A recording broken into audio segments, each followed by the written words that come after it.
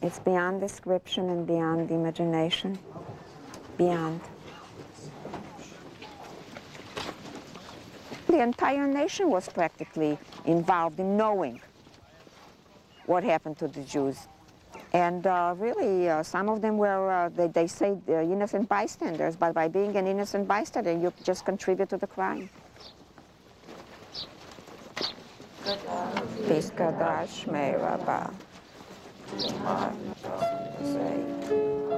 Jews went into the ovens by singing Anim Amin and by saying the Shema, and they never vacillated for 1 second.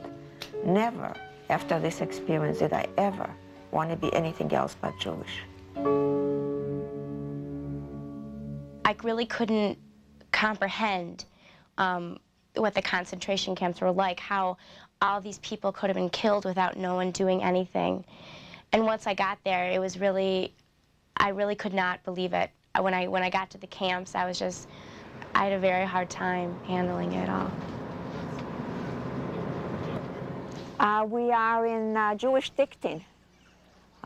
In Polish, it is Tykocin. I don't know, it brings so many memories to me. As I drove in, the cobblestones, it's my cobblestones, and especially when I came to the shul, it looked like my shul from my childhood. It really did. Our town was more hilly, so it didn't give me that impression. But as I kept on driving, coming closer, it really looked like home. I heard so much about the Tiktin Shul. It is now a museum.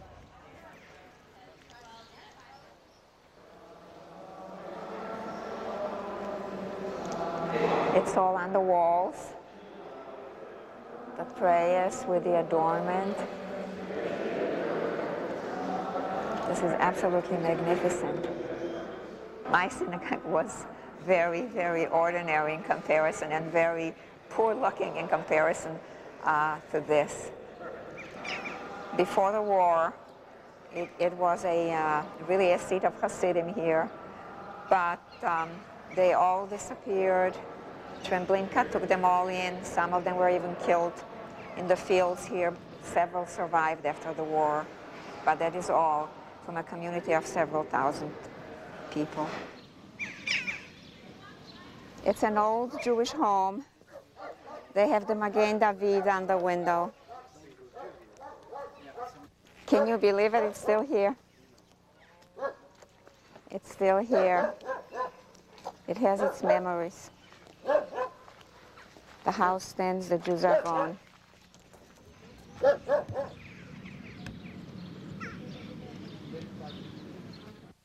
We arrived at Treblinka, which now existed as a national park, and was almost scarier to look at because it just looked like a park and it was just a series of rocks, but in reality it was the site of a death camp. For me, it's very painful coming to this extermination camp, yes. And these tracks that you see here, they brought in my family. They brought in my mother. She was only 42 years old. She brought in my sister. Her name was Liba. She was 22 years old. The next, my other sister, Fagel. She was 18 years old. And my younger sister, Edya, she was 11 years old. The last time I saw them was before they took them. It was in 1942. And now I'm here back to pay the honor. For me, it's like a cemetery, but there's no cemeteries here. And you can even tell where they were perished by the symbol of the camp, and that's terribly important for me. I was passing by on the little bridge with the railroad tracks, And that's where they wrote, where they took my family, my closest ones.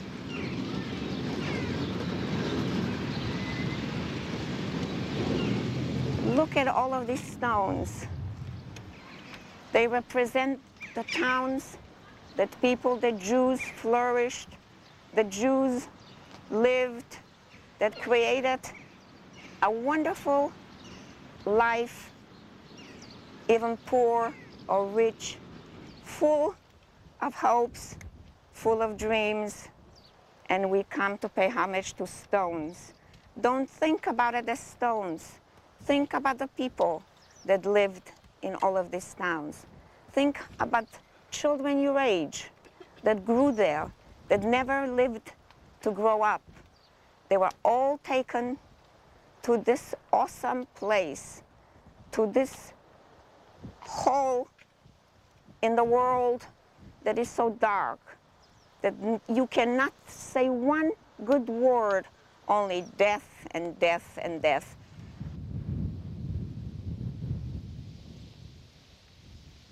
It is so peaceful, the woods around. How is it possible that 1 million Jews, between 800,000 to 1 million Jews were gassed here? But as you will go and read the stones, maybe some of you that know where your families came from might recognize, my God, this is the place where I heard from my grandpa. This is the place that my father told me maybe to look up. But even if you walk at stones that you do not know the name, think about them as people. Think about it, who they were, what they left, what they aspired to. It's no wonder these woods are so fertile, are so beautiful, because they grew on fertilizers of our people.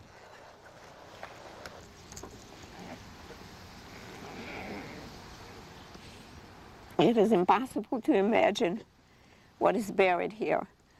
It's a cemetery of 1 million people. Had anyone ever been to a cemetery of 1 million people?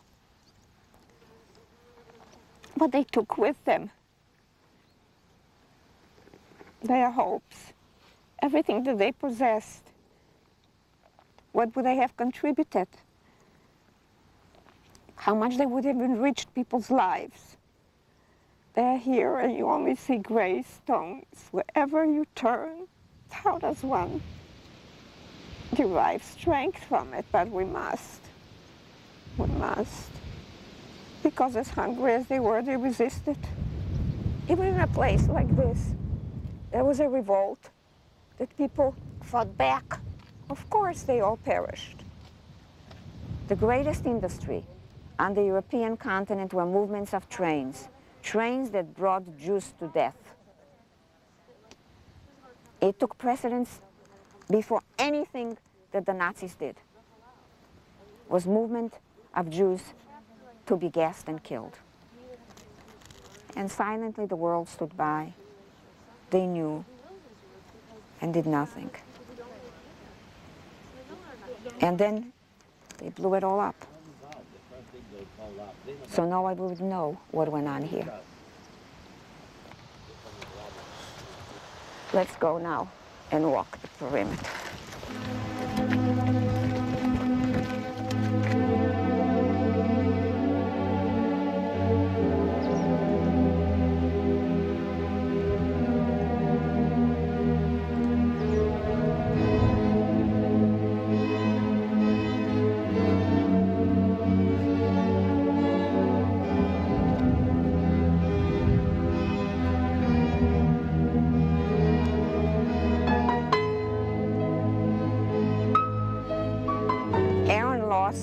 His family in Bialystok, and really, he said, really by a very miraculous chance that we are here witnesses to it. We could have been the people under the stone, and you would pass by and never know the two people that you know were the people that perished here.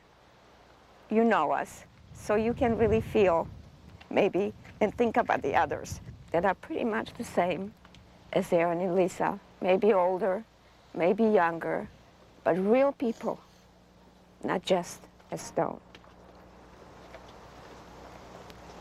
Remember that. When you see the numbers, the 6 million, that they were individuals, that they were people, the kind of people that you know that survived. The others did not. Maybe I will say Kaddish here. But that's the real only marking, only place from all the ashes that I could find. Yizgadal, Yizgadash, Shmei Rabba, Yolma, Uyaseh Shalom, Aleinu V'Akol Yisrael, B'Imru Amen.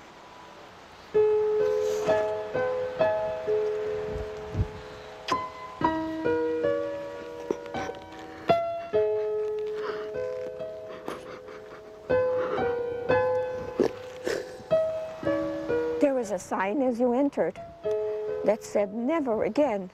It's written in Yiddish, in Hebrew, in Polish, in English, I think even in German, if I'm not mistaken. As you walk out of this place, you too say, "Never again, never again."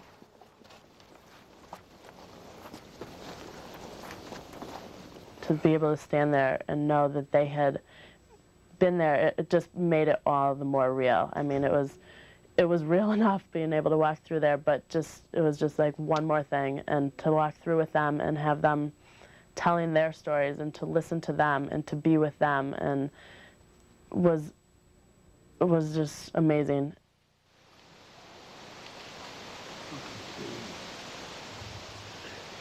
That pretty much reminds me of the forest with heavier trees. It was darker, but I really feel a chill coming through the forest.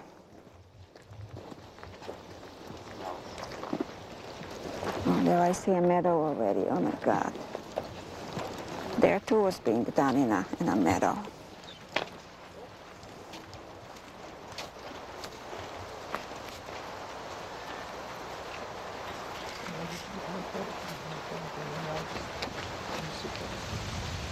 They came from small towns around, not only from Tikhtin, but from little towns around Tikhtin too, where there was a Jew here or there. They brought them all together, and they murdered them in pits. I have to tell you that I had the kind of chill as I walked into this forest, because I too witnessed a massacre in a forest. Pretty much the same as this one, only the trees were older and it was so dark in the forest. But I vividly remember running away from this kind of a slaughter. They killed more than 2,000 people. They killed 10,000 Jews in one day, in 7 hours in Slonim. And as I ran away, no one would take us in. No one let us come into their homes. And finally, we came across a very, very wonderful, righteous person, a Christian woman, that took us in and kept us there the day of the massacre.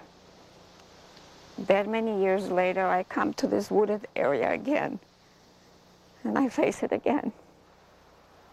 3,000 Jews. They are not written as Jews, citizens of Poland, Polish citizens. It is so overgrown, and where can you put here 3,000 people? Yes, they did. They did, one on top of the other, they did.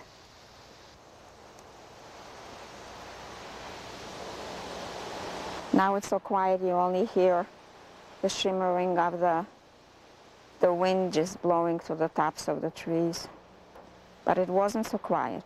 It wasn't so quiet because I remember the screams.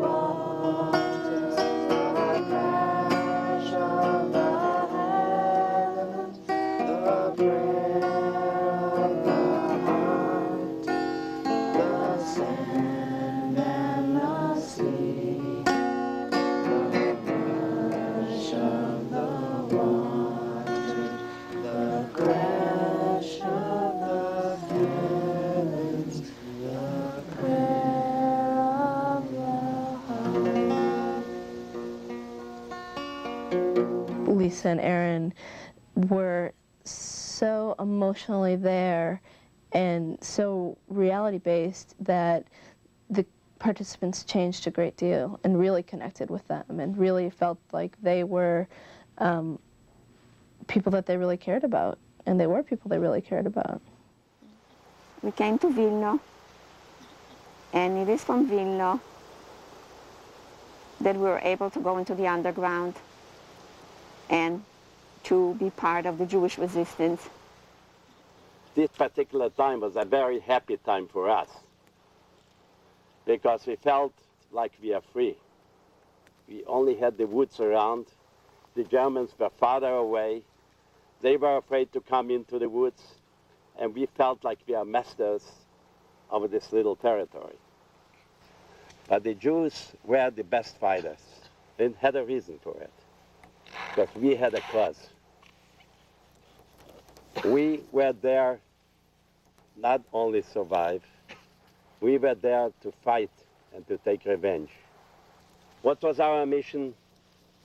Our mission was to harass the enemy, because we were in no match to the Germans. When the commander used to come out, he was asking, we need 6 people. Who is ready to go? Out of the 6, 20 would be ready to go. What did we do?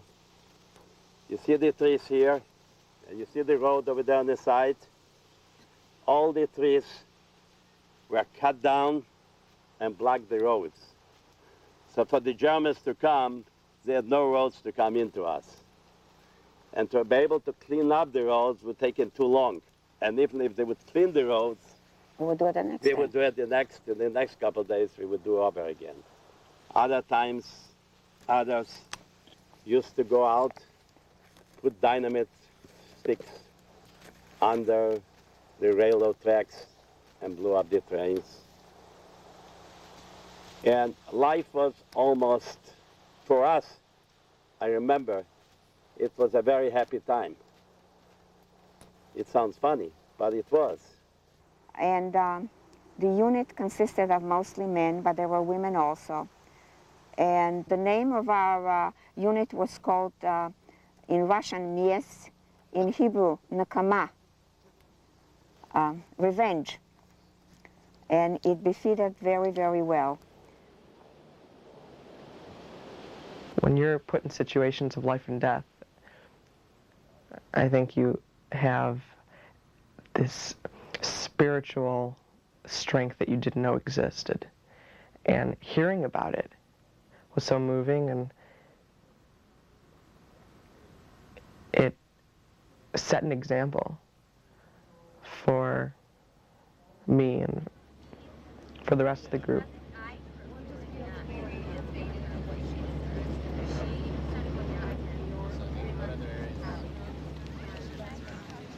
This is the synagogue. This is the synagogue. The only synagogue left in Warsaw. And in Warsaw they don't have too many Jews, but approximately about 300 Jews, but they live now in Warsaw. You can see there is now the division. The women go upstairs and the men are go downstairs. Mostly are really tourists. There is a family coming now.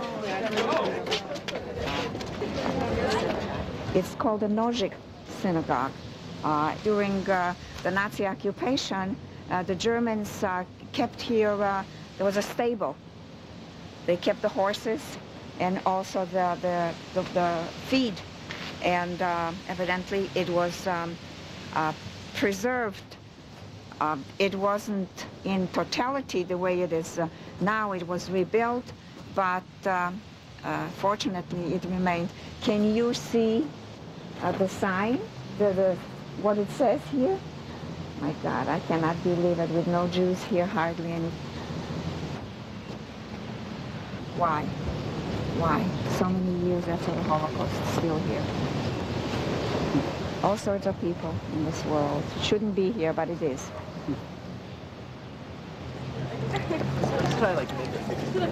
We are going to Mila 18, the last stand of the resistors. And the whole area is here. There was part of the ghetto.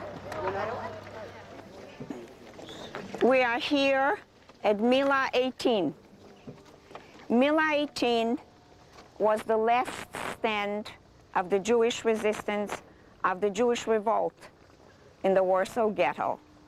Its leader, Mordechai Anilevich, a young man in his early 20s, led 300 resistors to fight an army of Germans.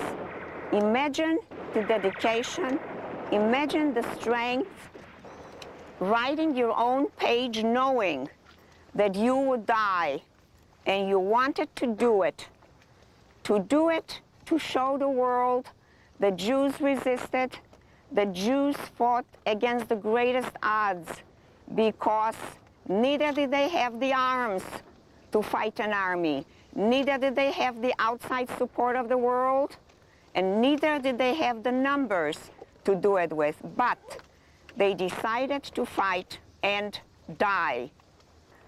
Mordechai Anilevich wrote with tremendous feelings about his last days.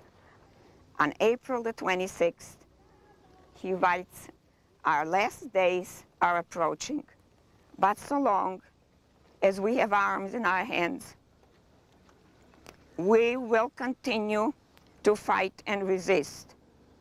Aware that our last days are at hand, we demand from you to remember. We have been betrayed.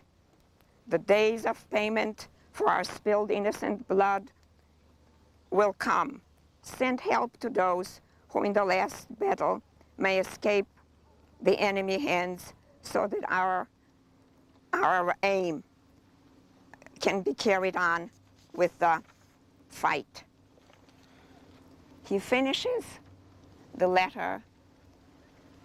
They all commit suicide in the bunker. A young man shoots his mother first and then kills himself. It all goes out in flame. Anilevich and the fighters are here no more, but they left their legacy to you. They perished, but we live, and we are here to continue. Aron and I sang this song in the Partisans, where we are part of the Jewish resistance. I sing it here with the kind of thoughts that really engulf me, to know that others did it, that all of us did it in our youth, the ones only that could. And we pay tribute to their memory. And the song says, "We are here, mir seinen do." Yes, we are here. We came to pay tribute and homage.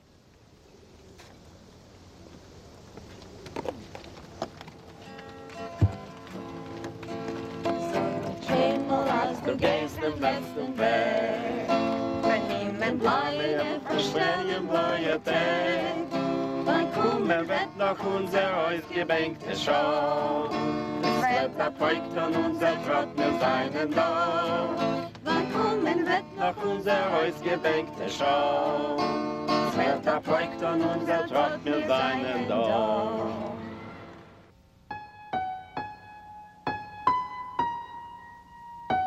I feel that my years have been gifted. I could have been dead when I was 14, and I lived all of this life, and Aron and I raised 3 sons. It is a gift of life that was given to us. No, I'm not afraid to die.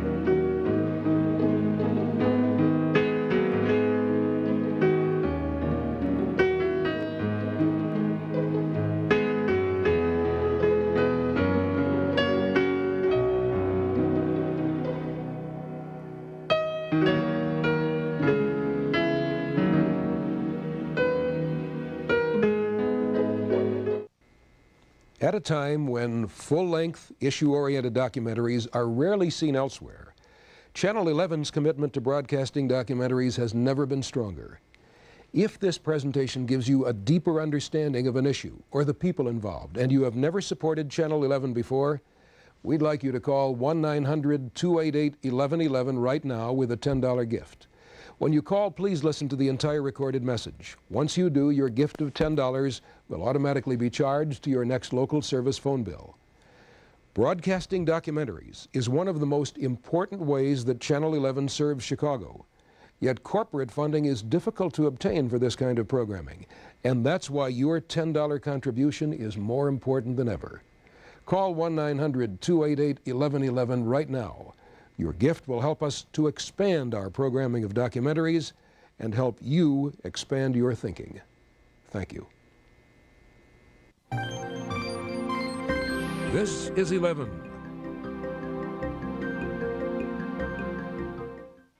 We'd like to hear your specific comments about programs you've seen on Channel 11. Call us at 773-509-5311 or email when you connect to our worldwide website at www.wttw.com.